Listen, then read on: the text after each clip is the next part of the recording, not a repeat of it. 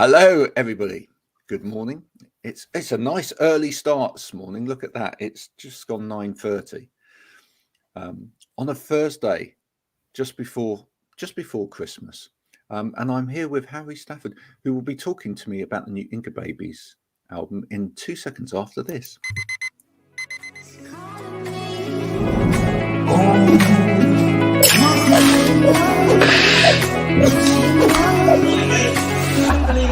I need to get going, Mel. I'll see you later.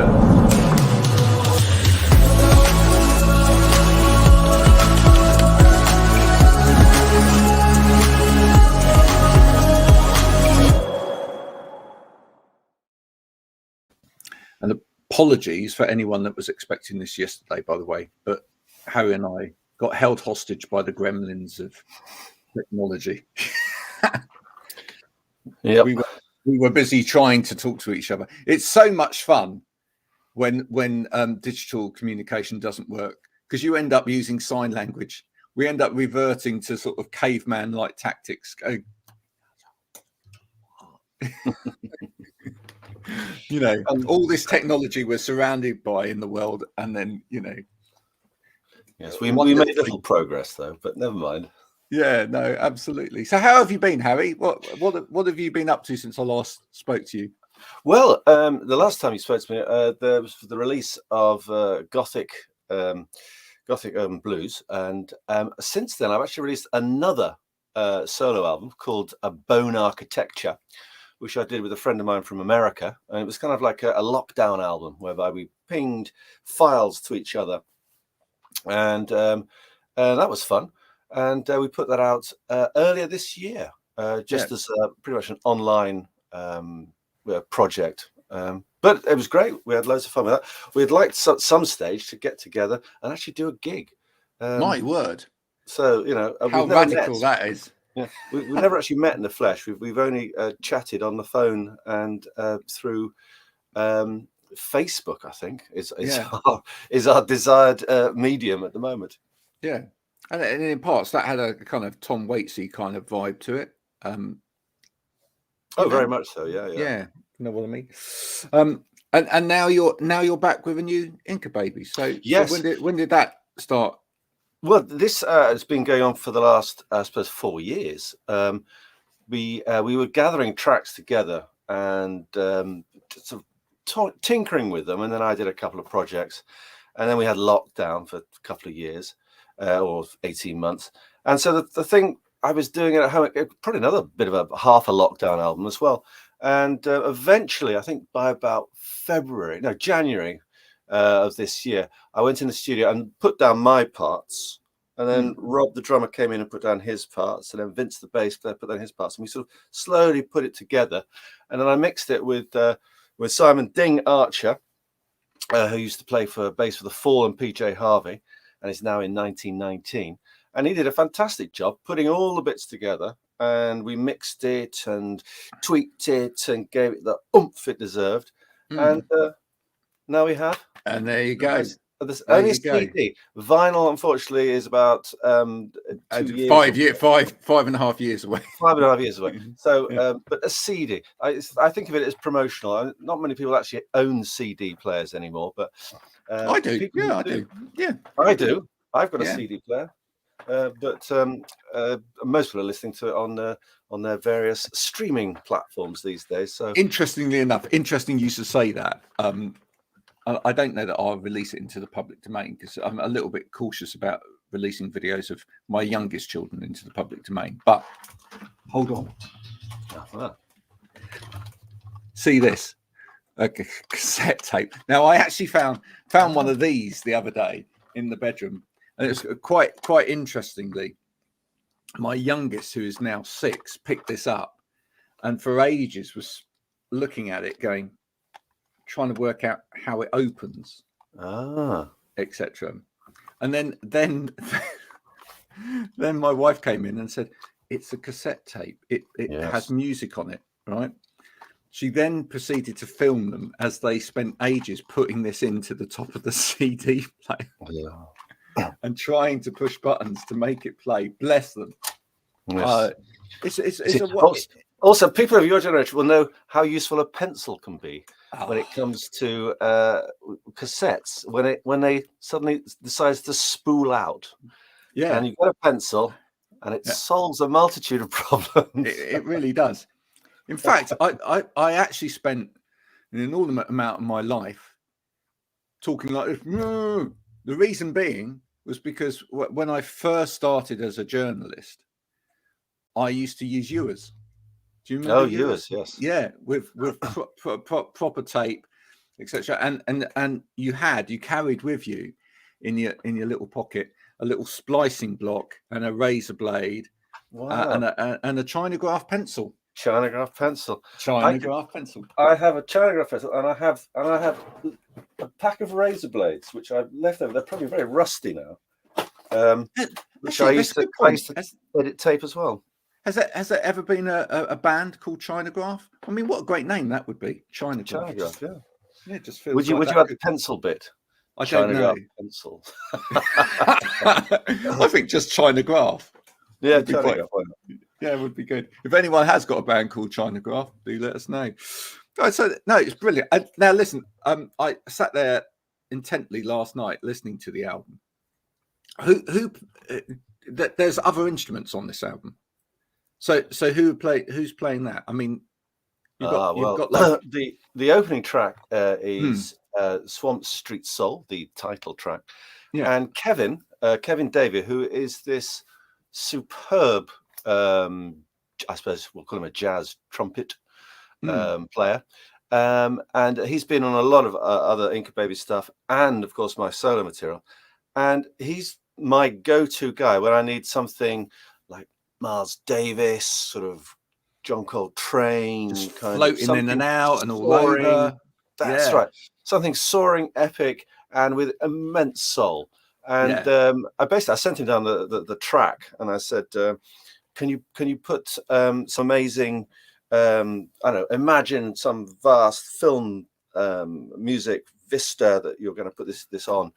And he came back with the lovely horns that are on that track, which is the title track, and he did a brilliant job. Yeah. And unfortunately, the record is more of a sort of a guitar record. Otherwise, I would have got him to put more stuff on. My solo stuff has his mark is all over it. But on this record, I only got him to do that one track, which is a shame really. But then it's an Inca Babies track, so it's more of a kind of a rock album.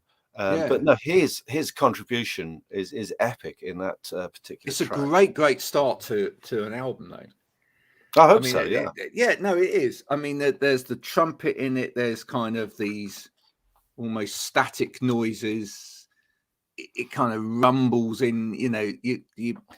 You're not really sure whether this is blues or it's rock or it's got a bit of lo-fi in it. It's lovely. Great. Love that. Yeah. Well, it was a lot of fun.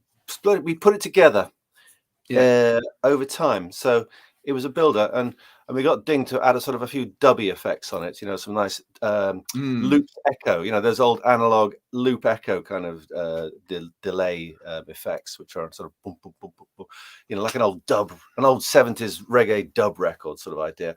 And so it all came together, and I'm glad you like that because we were pleased with how that came out. I think it's got real energy to it, which is always good. And there's a lot of, although it is a rock album. I mean, what's good is that there is a lot of variety on there as well. I mean, it's quite. I think it's quite hard for a band when it is a rock band in a way to create enough variety sometimes in terms of the sound, but keep it sounding like the band at the same time. Yeah, I mean that's interesting because if you have a sound and you're a fairly new band and you go in the studio, the band very much will have a house style, if you like, and they will, their debut album, they go out and they do this amazing album, and of course it's very much I suppose I'm trying to do an example, like a Franz Ferdinand album, where it's very much specific sound, and all the guitars all have a unison and a style to them that is consistent throughout the whole album. Whereas I think when you've been going for a long time, it's you lose that consistency, as it were, because people are trying out things as you go along. And we very much found that we were experimenting with different sounds on the guitars, and we were telling Ding, who's produced it, to just tweak this a little bit, try this out. And Rob has wanted to throw a bit of percussion in, and so in that respect, yeah, it was never going to have a uniform house style. It was always going to be a lot of different meandering approaches and ideas. So yeah, I think our first album maybe had that lovely debut approach, whereby things all have a similar feel to it. But you know, this is our 8th studio album, 37 years down the line. So we're going to struggle to keep that. Now, as you may know, I mean, I outside of doing this sort of thing and work, I do read books, and the only books that I do read are by musicians in the main, because you know, I just find it interesting. And now I'm currently reading Tori Amos's book at the moment. Oh, right. Which is actually a really fascinating read. And there was a bit in there where she actually kind of talks about writer's block, but from a different perspective than I'd read before, because I've read quite a lot of other people's views on writer's block, and they said, well, you know, when it happens, this is what I do. And I maybe I turn to art instead, or I turn to a different form of creativity instead, so that I, you know, don't push myself on the music. But acknowledging writer's block. Tori's more of a kind of, I don't really believe in writer's block, but she acknowledges that it gets harder as you go on. Right? That, you know, the first album, you've had ages to write everything. You've had ages to think about this. And then it comes out, and you know, you might be disappointed with where that goes, and you might want to revisit it again and, you know, tweak it for the next time. But you had ideas about where you wanted that to be, and you've been leading up to that point. But when you've been doing it for a while, you're chiseling at this all the time. But she said she really talks about, what I think she's talking about is habits.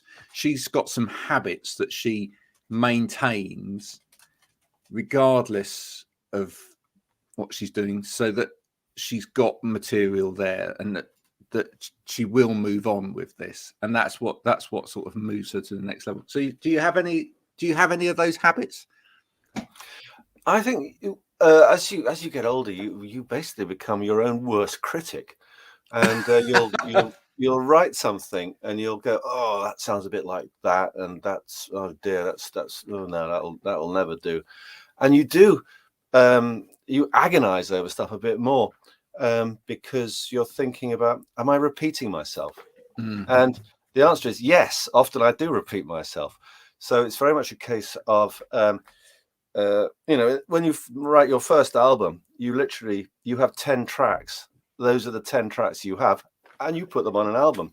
You know, later on you have maybe 50 tracks, and you know, you're thinking, what can we use? We're going to have to pick 10 of these. Are they any good? You know, the fact that we've written so many and I've thrown away so many, you know, what do I know anymore?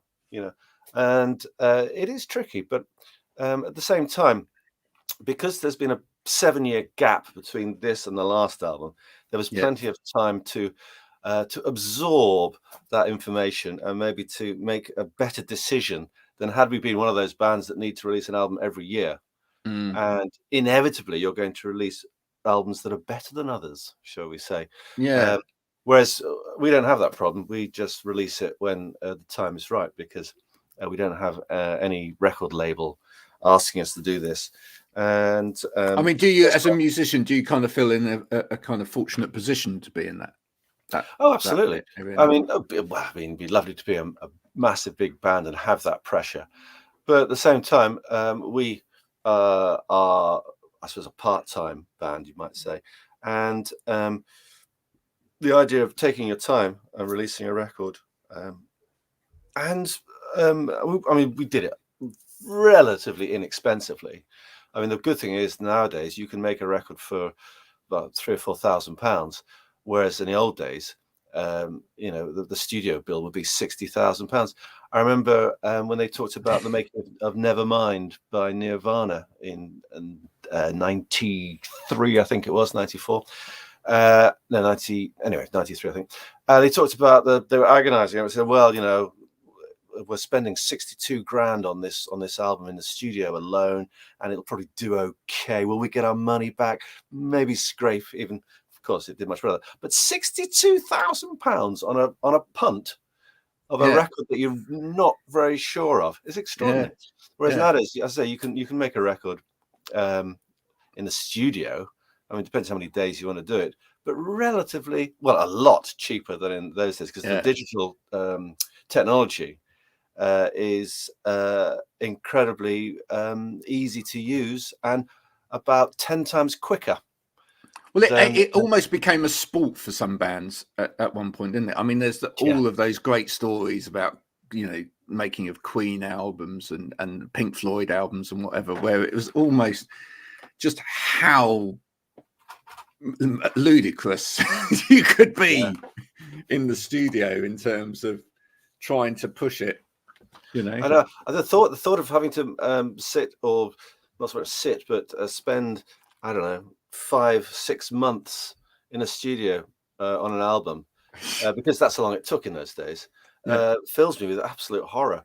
Whereas, because of digital technology, a week will get you the same results.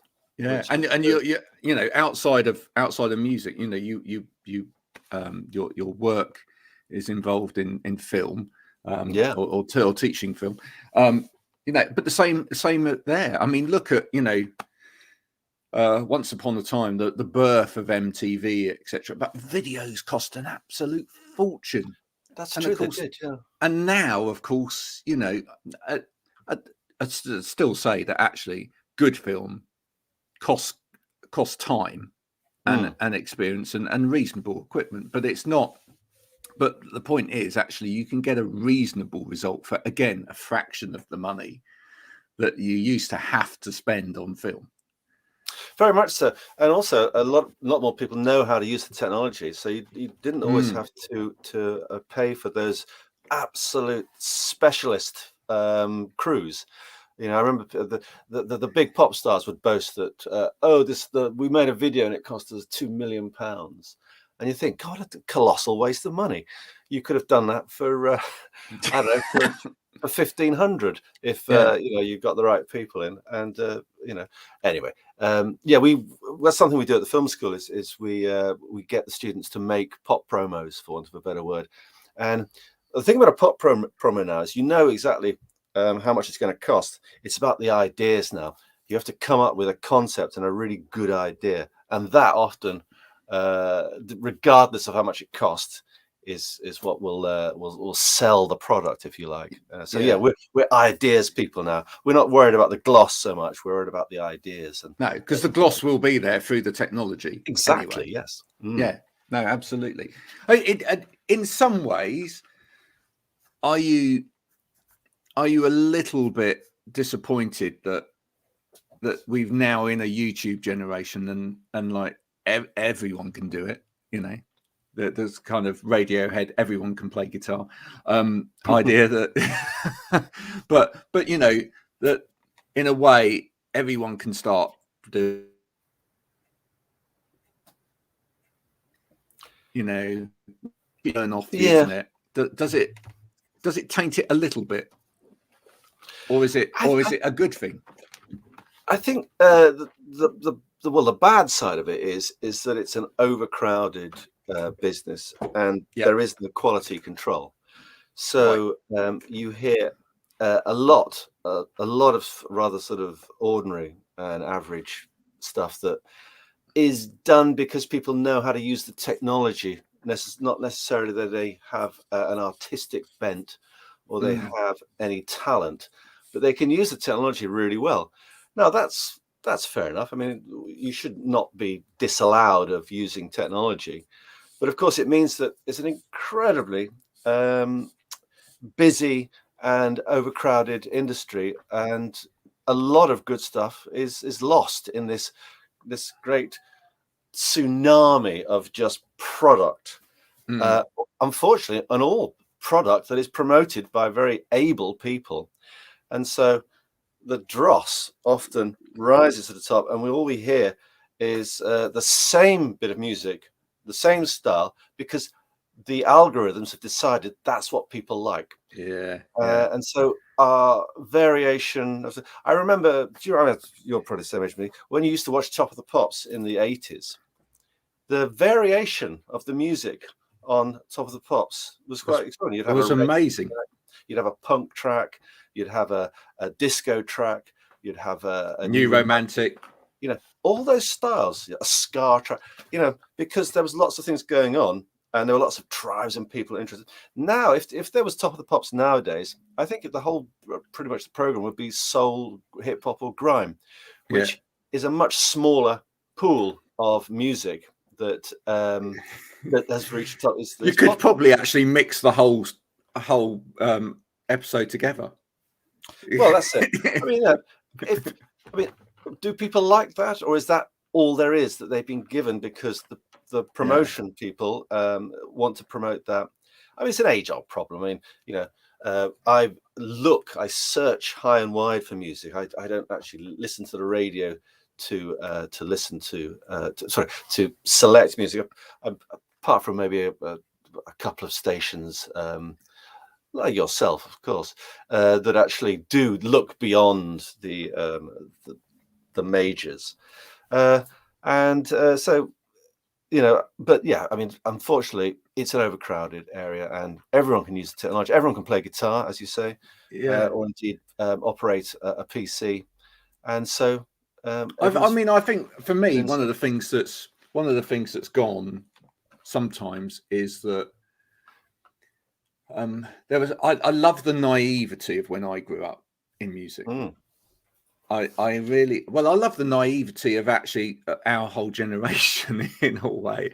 I mean, I quite often relate back to Live Aid, which for me was life-changing.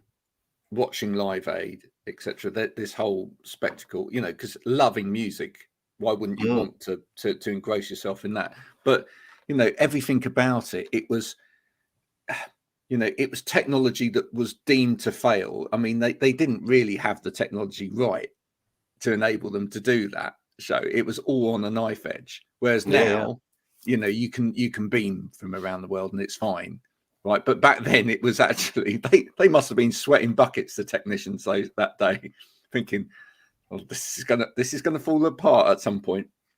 But there was that aspect. Yeah, I was lucky enough. I worked with the BBC in the early 90s, and we used to do a lot of outside broadcasts. And I was always amazed at how the technicians just made it happen. This is was it in the early 90s? So stuck plaster on it. We're talking about using a telephone line a lot of the time. The birth of ISDN lines and how it all came together. I was amazed. So when I saw something like something as big as Live Aid come together, you could believe it because I'd seen it happen at the BBC.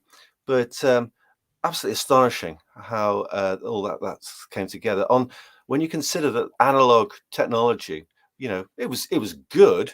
But when you see how far we've come, it's extraordinary that it's like held together with paper clips and blue tack and a potato. It all seemed to come together. But when I was in a band, when I was 14, there were lots of people starting bands, right? And what I would say though is there were a lot of bands who just didn't understand nuances, right, or the professionalism of how you did things.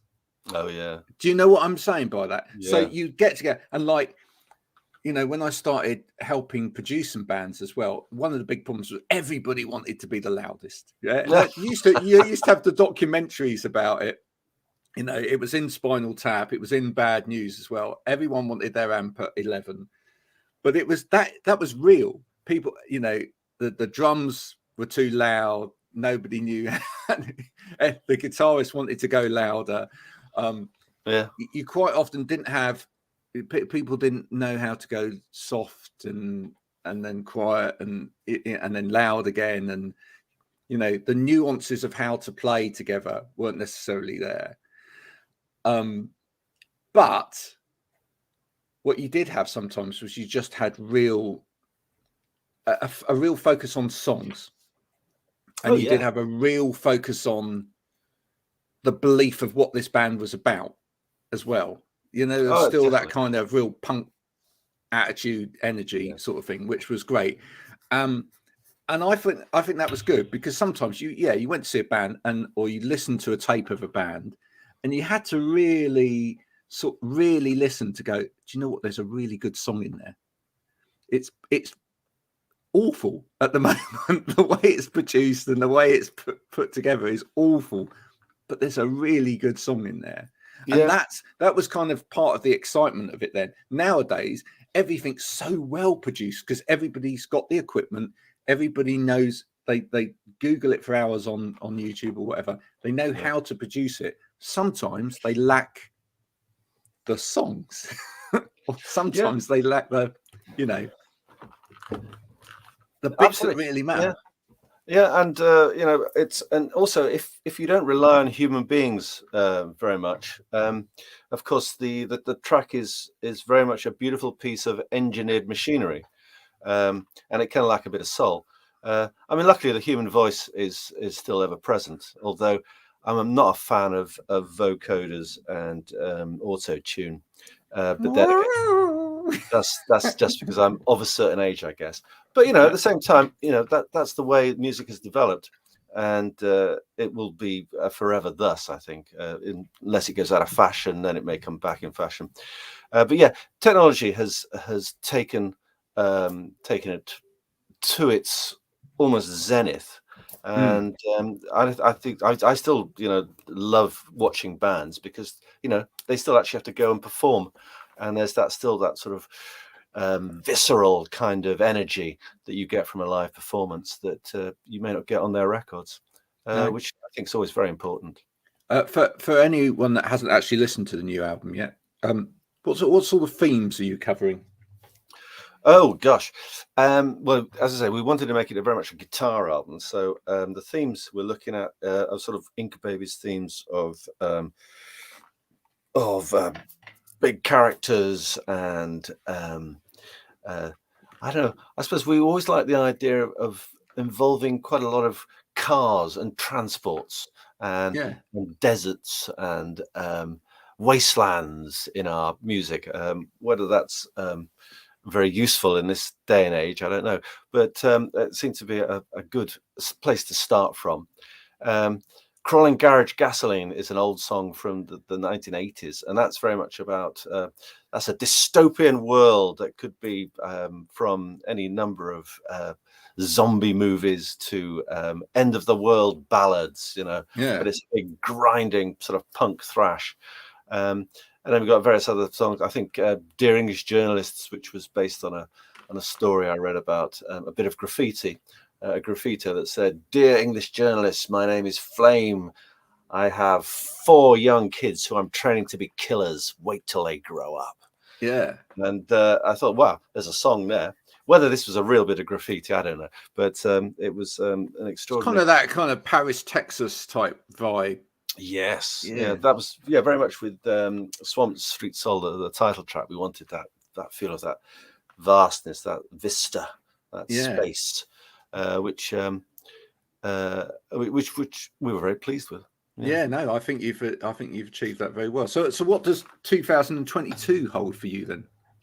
Well, we've got some gigs coming up, so we're going to do that. But hopefully, we had a few cancelled end of this year. Whereabouts are you going? Well, we'll go to Leicester. We'll be playing in Manchester. Hopefully, we'll be going up to Scotland, and maybe a trip down to London. The trips to London is very problematic these days, because it's such a palaver to get down there. There's nowhere to park. It's very difficult to get in and out. But hopefully we'll be going down there as well. So there will be a few shows in 2022. And of course, nobody ever comes down to the southwest, do they? Well, that's exactly. We'd love to come to the southwest. You're Somerset bound or that sort of neck of the woods, aren't you? I'm Somerset bound. Yeah. So Bristol or Exeter are my main two gig haunts. Bristol, yeah. Well, let's try and aim for Bristol. I'm trying to think who was it? Yes, there's a gig we can do in Bristol. We'll have to remind them that we want a gig from them. So we'll have to see. Oh, right. Is that the Fleece? I think we played the Fleece. I think, yeah. But that was a while ago. No. Yeah. Anyway, I shall get. There's definitely some good venues. Oh, absolutely, yes. In the Bristol area. I do like Bristol. That's always good. Yeah, indeed. In fact, actually, one of my favourites is the this is a bit of advertising for them. The Rough Trade shop. Have a little stage as well, which is always quite nice. Yeah, no, we're up for that. Well, it's a bit of a music file's dream, which is to spend the first part of the evening in the record shop and the second part listening to a band. And of course, there's a bar in there as well. So I mean, it's all three combined. Yeah, excellent. What more do you want? In fact, you find most of the bands spend half the evening in the record shop as well. Well, understandably, yes. Let's face it. That's what we're there for. That's it. Listen and buy music. Yeah, no, absolutely. Harry, it's been absolutely lovely speaking to you again. If people want to get hold of the new album, how and when do they do that? Well, we are very much promoting Bandcamp, and we are why not? Big fans of Bandcamp. Yeah. So if you just go to the Inca Babies 1, Bandcamp Inca Babies 1, you'll find us. Go on just Google us, and you'll find us sooner or later, and follow us and buy the CD, or indeed you can listen to the stream for free. And you can listen to the music for free, of course, nowadays on Spotify and Apple and Deezer. Yeah, but don't do that, folks. Don't do that. Yeah. Actually, buy the record if you possibly can. Yeah, spend some money. It's a CD. Yeah, exactly. Exactly. And look, this one's even sealed still. Yeah. Most cars still have them, right? Most cars have CD players still. They do actually, yeah. Yeah, you can stick it in the car. I'm trying to think. It's been a while since I had a cassette in my car. That's the good old days. That would have been early noughties, about 2004. I think I had a. Do you know what that should never have actually been two technologies that went together? Really, when you think about it, is a cassette player in a car, because how many of us used to drive and it's like, oh shit, that's stuck up. Oh. That's right. Turn it over, even with the pencil whilst driving. That's right. Yeah, showing real manual dexterity there, trying to get it back in. Oh dear, it would have become. It would, I think, have eventually become law that at the same time as you can't use a mobile phone in the car, you wouldn't have been able to listen to cassette and drive. It's just, the similarities are actually quite similar, aren't they? I mean, it's, if you're looking down there trying to get the cassette back in. That's right. Trying to unjam it. Yeah. It's when you had a pile of cassettes and you did a quick brake job on a hill, and then you suddenly all fall down and you're under the seat trying to. Yeah. And the thing is, you'd spent 24 hours lovingly making that mixtape of all the perfect tracks. So you wanted to hear it as you were trying to. Yeah. That is one thing I do like. Mixtapes have started to come back. Oh, mixtapes are great. Yeah. Yeah. And if no one's ever made a mixtape, I think it should be on most people's bucket list. Oh, absolutely. To make a mixtape for a loved one. And pass it on. Yeah, I don't think there's anything quite as special as someone presenting you with a mixtape. Maybe there's a good Christmas idea for anyone that's really stuck for anything half decent to do for Christmas. Why not? Make a mixtape for a loved one. Harry, it's been an absolute pleasure talking to you again, sir. I'm glad we managed to beat the Gremlins. Yes, thanks, Graham. And I'll see you in 2022. Bye for now. Yes. Cheers. Bye for now, Captain. Bye.